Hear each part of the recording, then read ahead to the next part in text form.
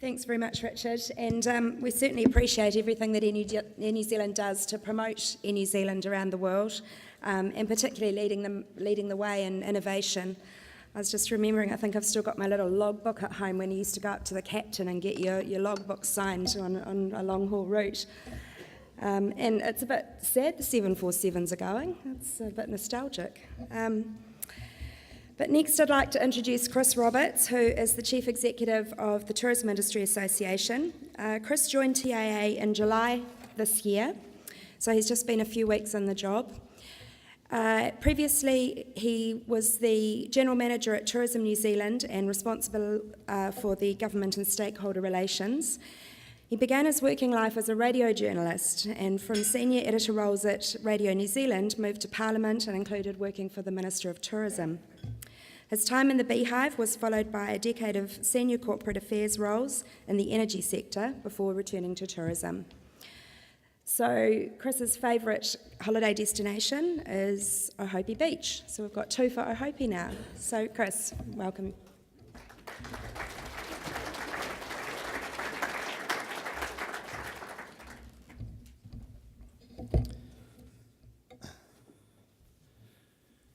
Ina tangata whenua, ina rangatira, ina hoewha. Tēnā koutou, tēnā koutou, tēnā tātou katoa.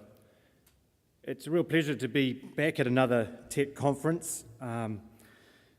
Really pleased that the Novotel was able to switch my booking, which had been made with Tourism New Zealand, over to TEC. I managed to keep my room, which is really good. They told me it's on account, so I'm not sure whether it's on Kevin's account or my account, but I'll find out later, I guess. And the last time I was in this very room was for the Eyesight conference last year, and we interrupted that conference twice using these big screens to show what we thought was going to be the winning race in the America's Cup. We had the champagne ordered and on ice, and it may still be out in the fridge because as you know, we never got to open the champagne. Today I want to talk very specifically about our election manifesto because we released it yesterday, and that makes only one speech to write for 2 days. A Hokianga school leaver gets a job as a kitchen hand in a local hotel, kick-starting a career in the hotel sector. A young family moved back to the West Coast to start an outdoor adventure business, showing visitors the hidden attractions of the region's wilderness. The children boost the local school roll, and the new business buys local goods and services. A farmer whose property adjoins a new cycle trail starts an accommodation and farm tour operation, enticing visitors to stay longer and spend more in the area. A couple takes over a rundown city backpackers. They work with nearby tourism and hospitality operators to attract visitors to the city and succeed in growing their business, creating jobs and supporting a range of other businesses. These are just a few examples of how tourism provides employment and economic development opportunities in every region of New Zealand, often in areas where an injection of cash and jobs is much needed. Tourism already earns $24 billion every year, but it has the potential to contribute so much more for our economy. Earlier this year, as you know, the tourism industry unveiled an ambitious goal to almost double total tourism revenue to $41 billion by 2025. That industry-led framework, Tourism 2025, is seeing businesses, large and small, aligned around a shared set of goals to grow the economy. It recognises that New Zealand is in a global race for the tourism dollar, and that we will only achieve the aspirational goals that the framework has set us by working together. The aim is to grow volume, but to grow value much faster. So the industry is taking charge of its own destiny, but we can't do it alone. The government's recognition of the importance of the tourism industry is to be applauded, but to maximise tourism's growth potential and its essential contribution to New Zealand's overall economic and social well-being, continued support is critical. This manifesto highlights the priorities from Tourism 2025, where active involvement from the incoming government will be needed. It also includes the other issues that our members have identified as being important to their businesses, and that we gathered through a comprehensive membership survey. TIA will work with government on behalf of all its members and for the wider good of the sector to see that these priorities are supported by the incoming government.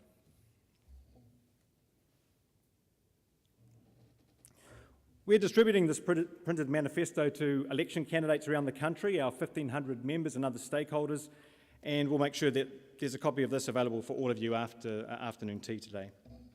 More details are also available on the Tourism 2025 website, including this printable full manifesto with all the details.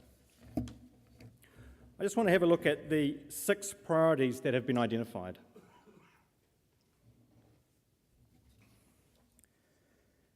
As I've mentioned, New Zealand's tourism industry is aiming to almost double its contribution to the economy by 2025, growing that revenue to $41 billion a year. And Tourism 2025 provides the overall vision. The private sector is leading the way on identifying and leveraging the most valuable opportunities, but public sector support is vital if we're going to achieve the optimum growth. Government functions like border control, negotiation of air service agreements and visitor data collection all impact on the visitor economy, and we are already working hand in hand with government agencies on those sort of issues. The incoming government can support the tourism industry to achieve our Tourism 2025 goal to the benefit of the entire country.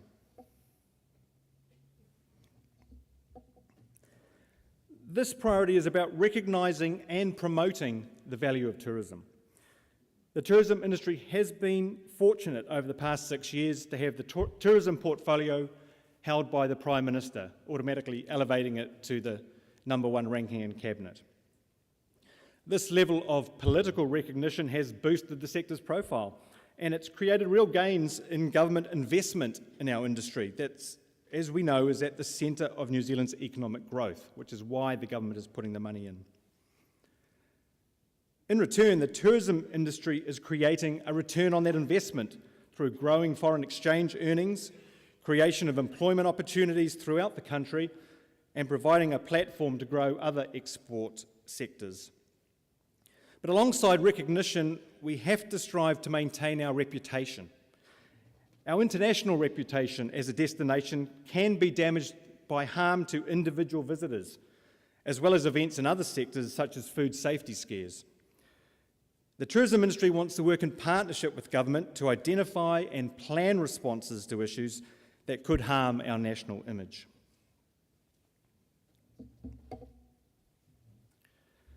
As you can see, this priority is about sustainability. It's vital that tourism businesses are sustainable, environmentally, socially, and economically.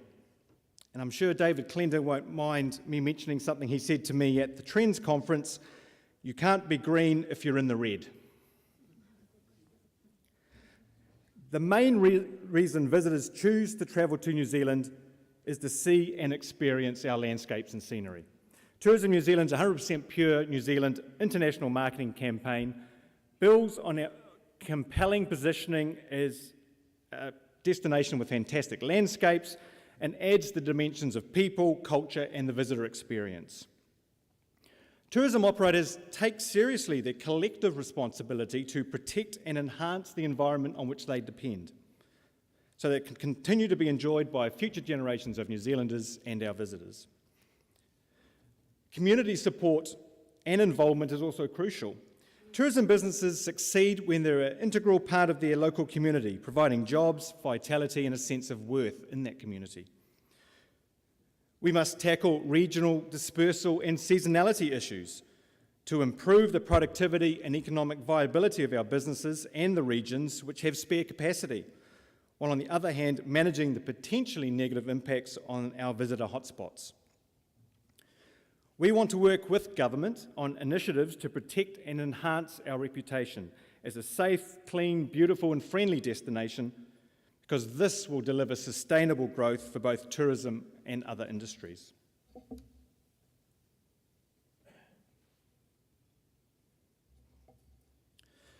The next priority is about improving infrastructure, getting the infrastructure right. Public investment in infrastructure will encourage private sector investment. Government support for convention centres, upgraded port and airport facilities will lead to private sector investment in complementary assets like hotels, restaurants, activities and attractions. Martin was 100% right when he earlier said that the Convention Centre for Christchurch is a cornerstone project that will lead the redevelopment of the Christchurch CBD. Better Wi-Fi connectivity and broadband services will improve the visitor experience and raise New Zealand business capability, ensuring that our tourism industry remains internationally competitive. We've got to get better in the Wi-Fi space. Local infrastructure that supports visitor activities also supports the people who live in those communities where the visitors come. Roads that are safe and enjoyable and have places to stop to take photos, enhance the holiday experience, good signage, good public toilets and dump stations, recycling, other local amenities are all integral to creating an outstanding visitor experience. We need to make it easier for people to travel to and around New Zealand. We'll be more internationally competitive if travellers from the growing markets like China, India and Indonesia are able to get their visas more quickly and easily as possible. The translation into other languages of more public agency visitor-facing information will enhance the visitor experience. The use of airport initiatives like SmartGate is already helping to improve the border experience, and the tourism industry supports this being extended to visitors from other countries. It is also vital that we do all we can to keep our visitors safe, including when they're on our roads and when they're taking part in adventure and outdoor activities. And in these areas, TIA has been very heavily involved in the last few months. Harm to our visitors can damage our international reputation as a safe and enjoyable destination.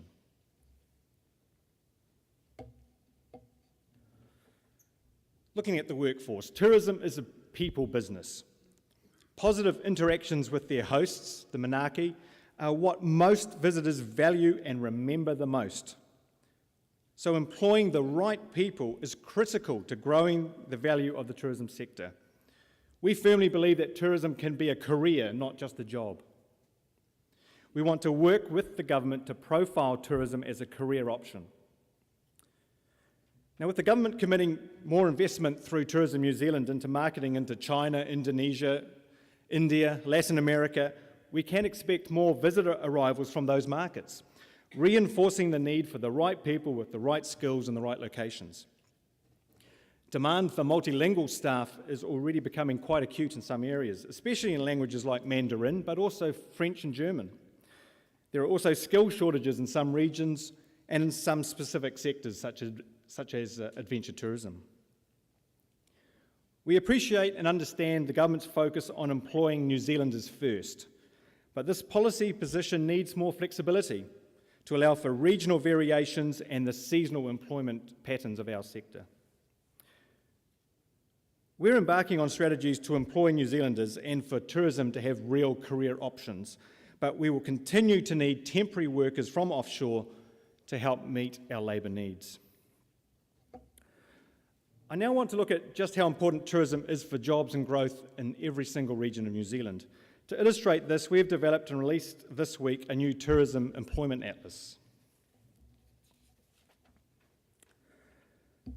Tourism employs in New Zealand 172,000 full-time equivalent jobs, directly and indirectly. That's almost 9% of total employment in the country. Now, that tourism employment is, of course, very diverse. It includes chefs, pilots, shuttle drivers, tour guides, receptionists, managers, raft guides, cycle hire operators, a whole range of people. And that tourism is driving regional economic growth and supporting the revitalisation of our towns and communities, which in turn creates employment opportunities and helps build regional pride. We've developed this tourism employment atlas to inform central and local government politicians, business leaders, decision makers and the communities about the importance and reach of New Zealand's visitor economy. What it does is it shows New Zealand residents' employment at the territorial authority level. Note it does not take into account the many short-term overseas visitors who also work within the tourism industry from time to time. and it's based on where people live, not where they work. Interestingly, some of the lowest percentage numbers come out for the main cities, Auckland, Wellington, Christchurch, but the regions around the cities have surprisingly high percentage of people employed in the tourism sector. Really does, this work, breaking it down to territorial authority, really does highlight the importance of tourism in providing jobs in every corner of the country. We have also done a breakdown of the importance of tourism to regional GDP. Visitors spend $66 million a day on average across New Zealand. This map demonstrates how that spending is distributed around the country. It shows regional tourism expenditure as a proportion of regional gross domestic product. The pie charts on the map show the proportion of international and domestic expenditure in each region, as well as the relative expenditure size. So while most expenditure occurs in the gateway cities, the biggest pie is, of course, in Auckland. The impact of the expenditure is actually more marked, and this is the areas with orange and blue shading, in the regions. So the regions like West Coast, Otago, Northland, Tasman, Nelson and Marlborough, that's where tourism has an incredibly important part of the economic activity.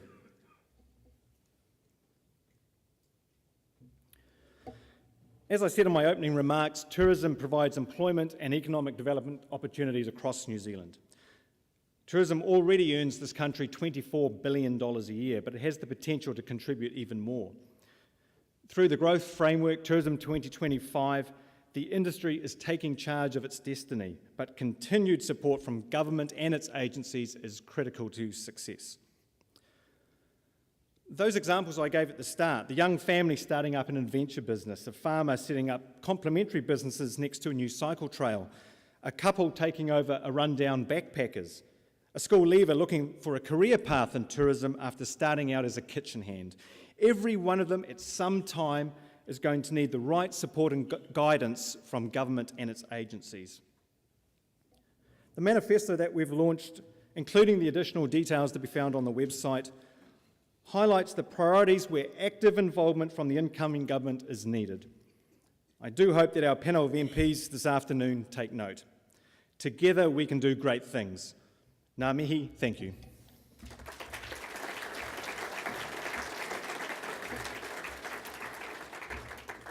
If we have any time, I'm happy to take a couple of questions.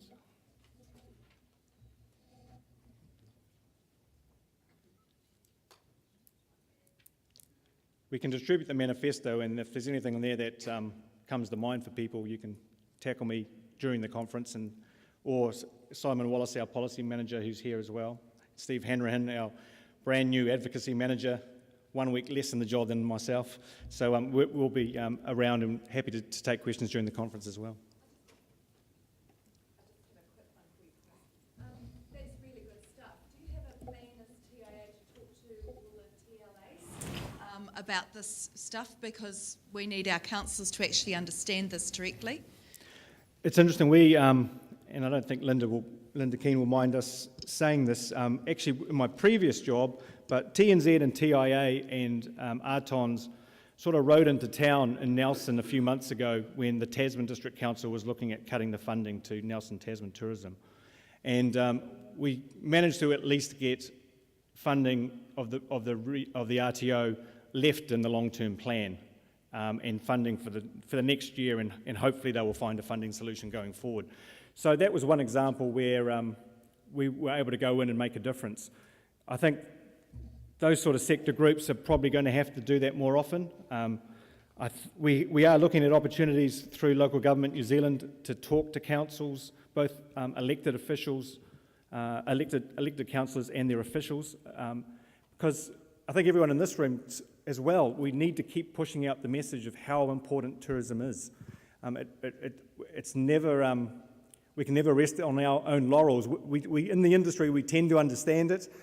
It's amazing when you get in front of an audience that's from outside the sector that they just don't naturally get how important tourism is, but you can explain it to them. So that's an important role for all of us, I think. I just wonder if it's an opportunity to be proactive rather than riding in and then probably... Yeah, absolutely. I totally agree. So that's why in our next 12-month stakeholder engagement plan, we'll certainly have local government in there.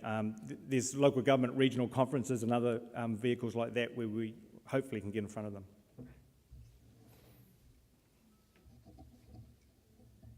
Great, thank you.